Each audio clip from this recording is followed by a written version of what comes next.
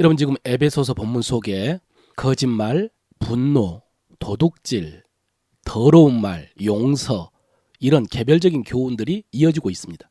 그런데 핵심 주제는 새 사람이 되었으니 새로운 삶을 살아야 한다 이것입니다. 이 주제를 가장 두드러지게 하는 말씀이 오늘 30절입니다. 하나님의 성령을 근심하게 하지 말라. 그 안에서 너희가 구원의 날까지 인치심을 받았느니라. 이 말씀입니다. 새 사람이 된 우리가 새로운 삶을 살지 않으면 성령님이 근심하신다는 말씀입니다. 여러분 갑자기 성령이 등장했는데 이 시간에 성령에 대해서 간단하게 한번 알아보자면 먼저 여러분 성령은 하나님이십니다. 이해하기 어렵지만은 성부, 성자, 성령이 삼위일체 하나님이십니다. 그래서 성령도 하나님이십니다. 그리고 성령은 우리를 믿게 하신 분입니다. 고린도전서 12장 3절이죠. 성령으로 아니하고는 누구든지 예수를 주시라 할 수 없느니라. 그러므로 우리가 예수를 주님이라고 고백한 것은 성령으로 가능했다는 말씀입니다. 여러분, 이 세상에 우리보다 훨씬 더 똑똑한 사람, 지혜로운 사람, 선한 사람이 많은데 그런데 우리가 어떻게 예수를 알고 믿게 되었느냐? 성령께서 믿게 하셨습니다. 성령의 역사입니다. 그래서 우리가 성령의 사람입니다. 그래서 우리가 신령한 사람입니다. 바울이 그랬습니다. 또 요한복음 3장 5절 이하입니다. 예수께서 대답하시되 진실로 진실로 내게 이르노니 사람이 물과 성령으로 나지 아니하면 하나님의 나라에 들어갈 수 없느니라. 육으로 난 것은 육이요 영으로 난 것은 영이니 내가 내게 거듭나야 하겠다 하는 말을 놀랍게 여기지 말라. 이렇게 말씀하셨습니다. 여러분, 아버지의 씨로 어머니의 태에서 태어난 우리는 육적인 존재입니다. 육으로 난 것은 육이라고 그랬죠. 그래서 이렇게 육적인 존재인 우리는 새롭게 될 수가 없고요. 선하게 될 수가 없고 의롭게 될 수가 없습니다. 그래서 천국에 갈 수 없습니다. 오직 새로 태어나야 천국에 갈 수 있다고 하셨는데 그런데 어떻게 새로 태어난다고요? 어떻게 거듭난다고요? 성령으로요. 성령께서 말씀을 통해서 거듭나게 하십니다. 그러니까 우리는 변화된 것이 아니라 새로 태어난 것입니다. 새로운 피조물입니다.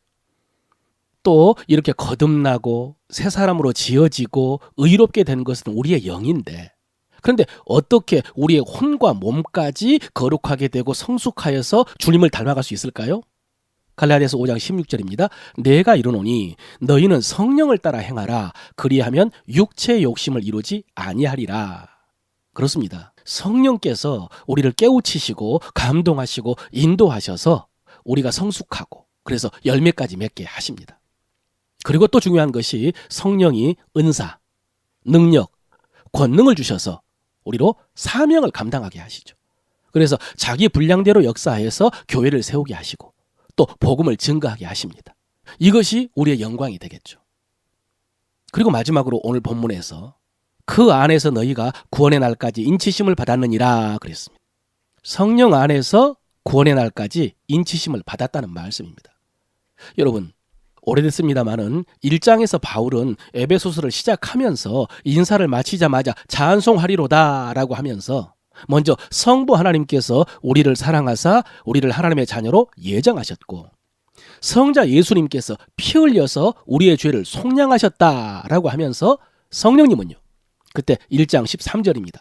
그 안에서 너희도 진리의 말씀 곧 너희의 구원의 복음을 듣고 그 안에서 또한 믿어 약속의 성령으로 인치심을 받았으니 그랬습니다.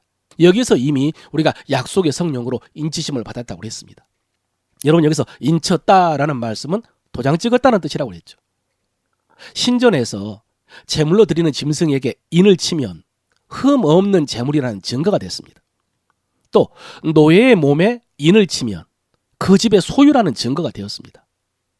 편지에 인을 치면 이 편지는 아무도 뜯어보지 않았다는 증거가 되었습니다. 그럼 우리가 구원의 날까지 성령으로 인치심을 받았다. 이 말씀은 우리가 하나님 앞에 갔을 때 성령께서 우리가 하나님의 자녀임을 증거해 주신다는 뜻입니다. 누가 증거해 주신다고요? 성령께서요. 그리고 그때까지 성령께서 지켜주시고 책임져 주신다는 말씀입니다. 여러분 그렇습니다. 우리가 죽으면 하나님 앞에 서겠죠. 심판대 앞에. 그때 여러분 사탄은 우리를 정죄할 것입니다. 참소할 것입니다. 우리가 지은 죄를 다 펼쳐놓을지도 모릅니다. 그 앞에서 우리는 수치스럽고 두려울 것입니다. 그런데 로마서 8장 16절입니다. 성령이 친히 우리 영과 더불어 우리가 하나님의 자녀인 것을 증언하시나니 그랬습니다. 고린도후서 1장 21절. 그가 또한 우리에게 인치시고 보증으로 우리 마음에 성령을 주셨느니라 그랬죠. 또 바울은 이 땅에서 우리 몸이 죽으면은 하늘에 있는 새로운 몸을 입게 된다라고 하면서 곧 이것을 우리에게 이루게 하시고 보증으로 성령을 우리에게 주신 이는 하나님이시라 그랬습니다. 여러분 보십시오. 성경에는요, 성령께서 우리를 인치시고 보증하시고 증언해 주신다는 말씀이 가득합니다. 성령님은 우리 구원의 보증일 뿐만 아니라 우리 기업의 보증이라고 했습니다. 이 땅에서 우리가 하나님께 순종했던 모든 것들을 성령께서 증언해 주실 것입니다. 오늘 말씀의 맥락은 뭐냐면 그러므로 성령을 근심하게 하지 말라는 것입니다. 지금까지 살펴본 것처럼 성령은 우리 믿음의 시작과 끝입니다. 우리 구원은 성자 예수님께서 십자가에서 이루셨지만 우리로 믿게 하시고 믿음을 지키게 하시고 사명을 감당하게 하시고 천국으로 인도해 주시는 분이 성령님이라고 그랬습니다. 특히 하나님 앞에 가서 우리가 하나님의 자녀인 것과 우리의 모든 삶을 성령께서 증언해 주신다고 그랬습니다. 그런데 그런 성령을 근심하게 해서 되겠느냐, 이런 맥락입니다. 대신 오해하지 마십시오. 우리가 성령을 근심하게 하면 성령께서 하나님 앞에 가서 우리의 잘못을 고자질하신다, 그런 말씀이 아닙니다. 방금 인치심을 받았다고 했지 않습니까? 우리가 하나님의 자녀인 것과 의로운 것을 증언해 주시고 보증해 주십니다. 그렇다고 그것을 이용해서는 안 된다는 것이죠. 그것을 이용해서 마음대로 산다면 바른 믿음이 없는 것입니다. 복음을 모르는 것입니다. 여러분, 예전에 우리나라 드라마 중에 김혜수 씨가 출연한 슈룹이라는 사극이 있었습니다. 저는 그 드라마를 보지 못했는데요. 그 짤이라고 하죠. 쇼폼으로 보게 된 장면이 있습니다. 저는 그 장면을 볼 때마다 항상 눈물을 흘렸습니다. 아마 그 드라마 보신 분들은 이미 눈치채셨을 것입니다. 상황을 보니까 이 양반이 여종을 겁탈을 해서 임신을 했는데 그것을 말했더니 매를 때려서 내쫓은 모양입니다. 그 여종은 하인들에게 폭행을 당해가지고 대문 밖에 엎드려져 있고 사람들은 구경하고 있고 김혜수 씨는 중전마마인데 이 양반은 모르고 있는 상황에서 중전이 이 양반에게 묻습니다. 나리께서 이 여인을 겁탈한 것이 사실입니까? 흥, 겁탈이라니요. 색을 밝히는 저 천한 것이 팔자 한번 고치려고 내게 꼬리를 친 것이지요. 몸을 막 굴리는 계집이니 저 뱃속의 아이도 내 애가 아닐지 모르지. 이렇게 짓거리는 순간 김혜수 씨가 다가가서 이 양반의 싸대기를 날려버립니다. 사이다 같은 장면이죠. 주변의 모든 사람들이 깜짝 놀라고 화가 난 이 양반은 이년이 미쳤냐 하면서 종들에게 무엇들 하냐고 다그치고요. 종들이 작대기로 김혜수 씨를 내려치려는 순간 지나가던 한 대감이 중전마마를 알아보고 급히 달려와서 멈추라고 하고 그 앞에 엎드리죠. 중전마마라는 소리에 모든 사람이 깜짝 놀라서 땅에 엎드립니다. 그 양반은 그제서야 상황 파악을 하고 중전에게 죽을 죄를 지었다고 용서해달라고 하는데 중전이 말합니다. 틀렸습니다. 용서를 빌 대상은 내가 아니지요. 중전의 말에 이 양반은 그 여인에게 기어가서 싹싹 빌면서 용서해달라고 하는데요. 그때 그 여인이 손을 빌면서 하는 말이 1차로 눈물 나는 말입니다. 중전마마, 충분히 위로가 되었으니 이제 그만하시기를 간청드립니다. 마마께서 떠나시면 인연의 삶은 더 가혹해질지도 모르옵니다. 그렇죠. 예상할 수 있죠. 그런데 그 순간 중전이 여종에게 다가가면서 하는 말이 제가 본 드라마 역사상 최고의 대사였습니다. 내 이미 너의 인생에 끼어들었다. 이 대사입니다. 내 이미 너의 인생에 끼어들었다. 여러분, 이 말 속에는 이런 의미가 들어있습니다. 내가 너의 일에 끼어든 순간 이제부터 너는 내 사람이다. 이제부터 너는 내가 책임진다. 내 사람을 누가 감히 건드린단 말이냐, 이런 뜻입니다. 그러면서 중전이 이 여종에게 손을 내미는데 여종은 감히 그 손을 잡지를 못합니다. 중전이 자비로운 눈으로 바라보면서 고개를 끄덕여 재촉하니까 그제서야 이 여종이 중전의 손을 잡고 일어서서요. 중전의 품 안에서 오열을 하는 장면입니다. 천국 연기 대상이 있다면 이 장면으로 줘야 된다고 생각을 합니다. 여러분, 저는 이후에 드라마에서 어떻게 되었는지 모릅니다.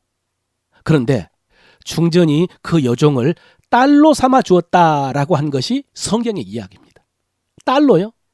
예, 퓨전 사극이 갑자기 환타지가 되어버렸죠. 그러나 여러분, 실제로 우리가 받은 구원은 이것과 비교할 수 없는 환타지 이야기입니다. 그리고 오늘 말씀은 이 여종이 이런 중전을 이용해 먹어서 되겠느냐는 말씀입니다. 이런 중전을 실망시켜서 되겠느냐, 이런 말씀입니다. 성령을 근심하게 하지 말라. 그럴 수는 없다는 것이죠. 사랑하는 성도 여러분, 천지를 지으신 창조주 하나님이 자기 형상으로 만든 우리는 놀라운 존재입니다. 그리고 죄에 빠져 마귀의 종이 된 우리를 구원하기 위해서 독생자를 보내신 사랑은 놀라운 사랑입니다. 하나님의 독생자가 우리 죄를 대신해서 십자가에 달려 모든 저주를 받으시고 지옥 형벌까지 받으신 것은 놀라운 은혜입니다.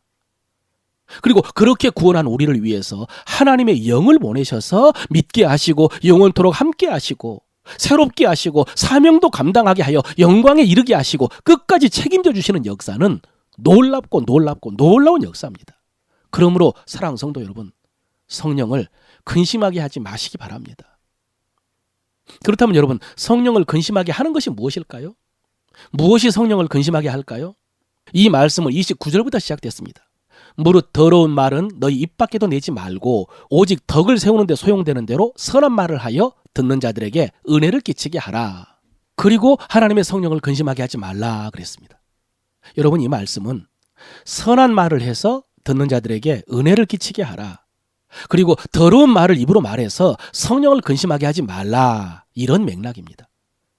무엇이 성령을 근심하게 한다고요? 더러운 말이요. 더러운 말이 성령님을 근심하게 합니다. 여러분, 더러운 말이 어떤 말인지 대충 아시겠죠? 짐작할 수 있죠. 원어로는 악취가 나는 말이란 뜻인데 듣는 사람 마음 상하게 하고 해롭게 하는 말입니다.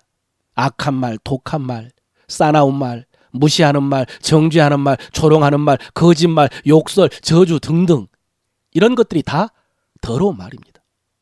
여러분, 지난 주일에 해가 지도록 분을 품고 있으면 마귀에게 틈을 주기 쉽다라고 했죠. 거기서 그 분노를 언급했지만 사실은 모든 죄가 다 마찬가지라고 했습니다. 모든 죄가 마귀에게 틈을 준다고. 지금 성령을 근심하게 하는 것도 마찬가지입니다. 본문에서는 더러운 말이 성령을 근심하게 한다라고 했는데 사실은 모든 죄가 다 성령을 근심하게 합니다. 그런데 그중에 특별히 더러운 말을 언급한 것입니다. 그래서 여러분, 말이 중요하다고 한 것입니다. 몇 주 전에 드린 말씀이 있죠. 말이 생각을 이긴다고요. 우리는 뭔가를 이루기 위해서 생각을 많이 하지만 또 어떤 생각에 사로잡혀서 헤어나지를 못하는데 생각보다 더 강력한 것이 말이고 생각을 이기는 것이 말이라고 했습니다. 그리고 말과는 비교할 수 없는 것이 말씀이라고 했죠. 그래서 우리가 입으로 말씀을 말하고 믿음의 말, 긍정의 말, 사랑의 말을 할 때에 우리의 혼과 몸을 변화시킬 수가 있고 또 말씀의 역사를 이룰 수가 있다고 그랬습니다. 그런데 반대로 더러운 말, 부정적인 말, 믿음 없는 말, 염려하는 말, 걱정하는 말, 비방, 험담, 쓸데없는 말, 이런 말을 하면 우리 삶에는 그런 말의 열매만 맺히고 성령이 근심하는 것입니다. 잠언 18장 21절이죠. 죽고 사는 것이 혀의 힘에 달렸나니 혀를 쓰기 좋아하는 자는 혀의 열매를 먹으리라. 사랑하는 성도 여러분, 더러운 말, 부정적인 말, 믿음 없는 말이 성령을 근심하게 하고 성령의 역사를 소멸한다면 우리가 믿음의 말을 하고 말씀을 말하면 성령께서 기뻐하시고 성령의 역사를 이루는 줄로 믿으시길 바랍니다. 그리고 4장 31절입니다. 너희는 모든 악독과 노함과 분냄과 떠드는 것과 비방하는 모든 것을 악의와 함께 버리고 그랬습니다. 역시 말입니다. 악독, 노함, 분냄, 떠드는 거, 비방하는 거, 말입니다. 성령을 근심하게 하는 말. 그런데 여러분, 이런 말들이 결국 뭐냐? 악독, 노함, 분냄, 떠드는 것, 비방, 이게 뭐냐면 다른 사람을 해롭게 하는 말이고요, 교회를 무너뜨리는 말입니다. 그래서 이렇게 강조하는 것입니다. 말 자체도 나쁘지만은 그 말을 했을 때 다른 사람들을 해롭게 하고 교회에서 했을 때에 지체들과 교회를 무너뜨리는 말이라는 것입니다. 여러분, 제가 앞에서 믿음의 말을 하고 긍정적인 말을 하고 말씀을 말하자라고 했는데, 스스로 이렇게 말하는 것도 중요한데 더 중요한 것은 다른 사람에게 말할 때입니다. 특히 교회에서 다른 지체들에게 이렇게 말하는 것이 중요하다는 것입니다. 그것을 성령님이 가장 기뻐하신다는 말씀입니다.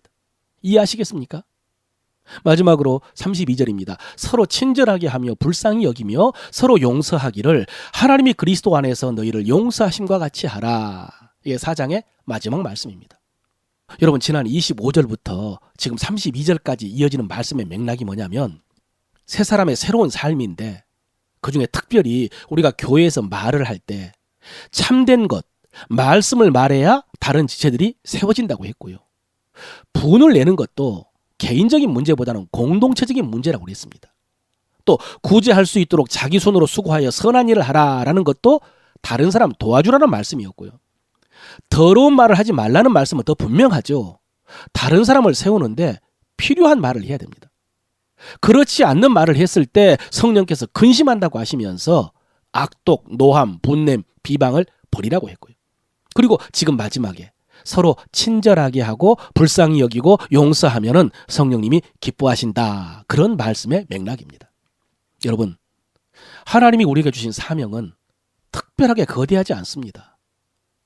우리가 중요하게 생각하는 하나님의 뜻, 하나님의 기쁨, 선교, 미션, 성령의 열매, 비전, 여러분, 이런 것이요 특별하지 않습니다. 그저 다른 사람에게 잘하는 것입니다. 다른 사람과 잘 지내는 것이고요, 다른 사람에게 잘하는 것입니다. 다른 사람들 이해하는 거, 도와주는 거, 유익하게 하는 거, 세워주는 거, 위로하고 격려하는 거. 여러분, 이것이 하나님의 뜻이고요, 하나님의 기쁨이고, 이것이 선교입니다. 이것이 미션이고 비전입니다. 내 생각, 내 기준, 내 성향, 내 경험으로 함부로 판단하지 않는 것입니다. 미워하지 않는 것, 비방하고 험담하지 않는 것입니다. 이것이 미션이고 선교고 사명이고 성령의 열매고 하나님 나라를 세우는 것입니다. 여러분, 우리 모두에게는 하나님께 받은 은혜가 있습니다. 다 있습니다. 성령의 은사 있고요, 재물이 있을 수가 있고요, 건강한 몸이 있든지 재주가 있든지, 그런 것이 없더라도 여러분, 우리가 기도할 수 있다고 했지 않습니까?